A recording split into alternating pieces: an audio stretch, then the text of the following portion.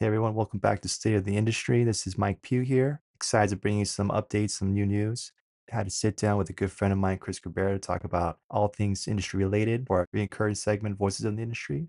But today we're going to highlight a conversation we had about his new project, a short film that he's been working on, years in the making. So excited that he's finally ready to bring it to life and put it out there for everyone to see. Yeah, short film Lantern.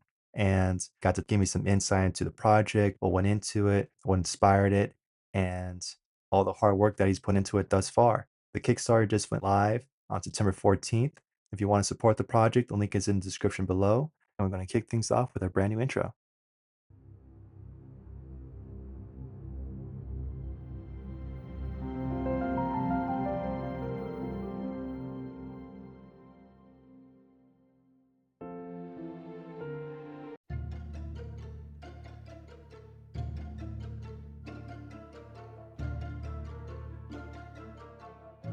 Last year when the strikes happened, all that scariness, the nightmares, my wife was like, let's just work on your project that you've been working on this whole time. So she kind of kicked me in the butt to push and do it during all that darkness. And I did. I've already had a lot of pre-production done. I don't know if you remember me at Lola talking to you guys about the project I remember. back in the Roto days. Yeah. Janice with Marvin, and I was all hyped up about it, but I was always talking. There was no doing, and I finally did it. Last July, we started 3D previs layout and everything, and I was just in a point where I've always wanted this to be 2D animated. I was reaching out to artists, and I didn't get any bites.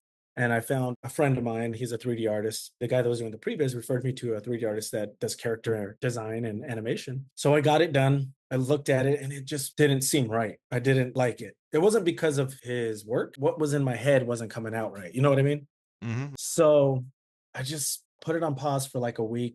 I was actually going to meet with a buddy of mine to do the music, and he canceled. I was just at the point, I was like, whatever, let's do this. I go on Instagram, I'm looking up just artists. I just started browsing on my art page on my Instagram Lantern short film. Found people just there in London. I couldn't find anyone here, but I found a lot of artists in London, 2D animators, and a composer. And I first reached out to the composer, and he hooked me up with all these talented artists that are now part of the Lantern team. And I reached out and he hooked me up with all these couple artists. And I sent them what the 3D artist did. Here's an old character sheet. And I was like, here's the designs. Here's what he did. Here's what she did. Can you make something else? And then boom, she came back and right away, man, that's what I want. Boom. And so we found the 2D animated route like I've always wanted it to be. So this is not pencil to paper 2D animation. This is on the computer, but it's 2D animated. It's frame by frame. And that's what brings us to this day is that lasted from July to May of this year, 10 months, for music to animation to compositing to previs. So it was a 10-month stretch. It probably could have been a little shorter, but I didn't want to rush anything. And it came out phenomenal. It releases next week on September 14th. And I really think we got something special here, man. I really do. I went to check it out. Like you mentioned, I remember you would get off work and be like, man, I'm so excited. I'm going to go home. I'm going to work on this idea, this project that I got going on that I want to bring to life. That's my thing is I just sat there instead of like crying about it and being into my head too much. I just did it and I feel good. It's a big relief. It's a weight off my shoulders, man. And seeing it come to fruition is the best thing I've ever thought was possible in my life, And having a great support of friends also backing it and believing in it. But no one's seen it. Like my best friends, only the artists that worked on it seen it. My wife barely even seen it. Because I want it to be one of those wow moments and I want people to be like, wow, this something that you're not seeing anymore kind of feeling. Something of that 90s Renaissance era, even the late 80s, Land Before Time, where you're engaged in the story and the emotion, you know what I mean? And you want more. I hope it does that for everyone. Anyone that's listening to this that is going to watch it, do not watch it on your phone, please. Please watch it on a TV with the nice surround sound. Get the full experience. Yeah, get the full experience. You can watch it on your phone, but just throwing it out there. This is really well done. I have to pat myself on the back a little because I worked really hard on this and I hope everyone out there likes it. Excited about the concept and the direction. Mhm. And like you mentioned, try to bring back something and also do something new. Yeah, Sometimes old is new. exactly. Sometimes something that hasn't been done in a minute, you bring it back and people remember like, oh yeah, that was dope. That was awesome. That's one thing with even the 2D animated route, say on my film, Mhm. back and forth notes, just like little, oh, her ear's not moving right. You know what I mean? But it was something that made it look better. Oh, her tail from the cat is a little too bouncy. It needs to be leveled. We Mm, did all this through Zoom. sick. Everything was done on what you're going to see next week via Zoom. The composer too, listen to his music. I gave him some notes and boom, boom, boom. Like I just gave him notes the other day, and it's possible. I would love for one day to be in a studio. That would be great. Mhm. But man, yeah, 2D animation, there's just something there. I don't necessarily say, oh, yeah, it needs to all come back, you know, but I think it still needs to be there. While we're on the topic, is my favorite is Treasure Planet. That time of the Disney animated films where they were pivoting to 3D more. So they started brushing these ones under the rug, like Treasure Planet, Atlantis. I really like those movies. They just never got that recognition that they deserve. Right. But they do now because it's one of those nostalgic things. Mhm. In the pitch video, you'll see some stuff in the background. I don't want to spoil anything, but I think everyone will get a kick out of it. Mhm. Yeah, stay tuned for sure. Stay tuned.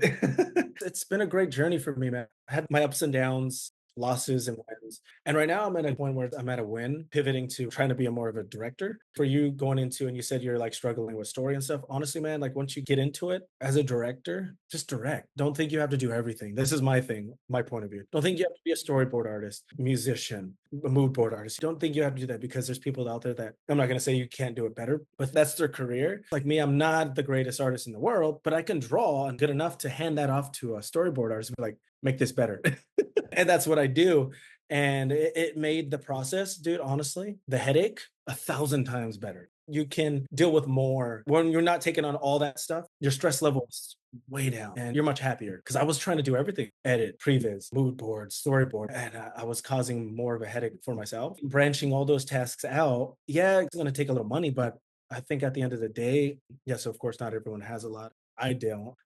Like I said, we had enough to like, okay, can you do this? Can you do that? It's budgeting too. And it caused this process to be that much smoother. But sitting back and just looking at stuff and giving notes and, okay, this is good, this is bad. And people are like, how'd you do it and have a full time job? And I'm like, it's because I didn't try to take on more than I needed to. I sat back and I got to see these beautiful artists out there do what they do best, those tasks that I gave them, and what they do every day.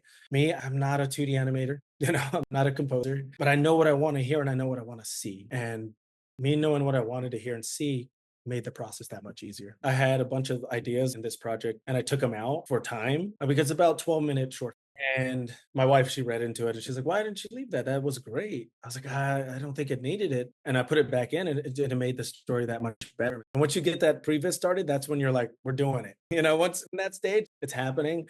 And you're just like, you feel good. And then once you get past that, it gets even better, man, and even better. And then, yeah, once you're the halfway point, you just sigh of relief. It's fun. And when it stops being fun, that's when you stop doing it. That's true. I still love doing compositing. Like I said, my trade in the daytime, my 9 to 5. And at night, I'm directing, I'm planning the actual short film. The short film, it's all boarded and the story's there. But like you said, it's never done until it's done, Mhm. I'm still changing stuff, little things, tidbits here and there in the story. I'm going to do it like Ridley Scott did Gladiator. He's like, I had the story and the boards, but I changed stuff up until we're shooting day. And I think it's another thing for people out there, young artists, directors. It's a good opportunity to pick up that story that you thought was good and you think in your mind that it is. Do it. Don't think about the money thing yet. Just do your story and then pitch it to some friends. See if they like it. Maybe you and your friends can collaborate together and get it going. For sure, man. Don't ever think you're alone. You have friends, you have family out there that are willing to help you, as long as you are dedicated and you have a drive. That's how I thought of it. And like I said, I have a lot of people coming to my premiere next week, the trailer premiere, and I have family flying in just for it, because they've always believed in me and pushed me to keep going. It's an exciting time. Are there any links, or do you want to drop any socials for people to check it out? Yeah, I got www.lanternshortfilm.com and lantern_shortfilm for Instagram, and deluz@deluzproductions.com. There you go, ladies and gentlemen. You can check those out. Continue to follow Chris Cabrera and what he's got coming up next with this new project. Called Lantern Short Film.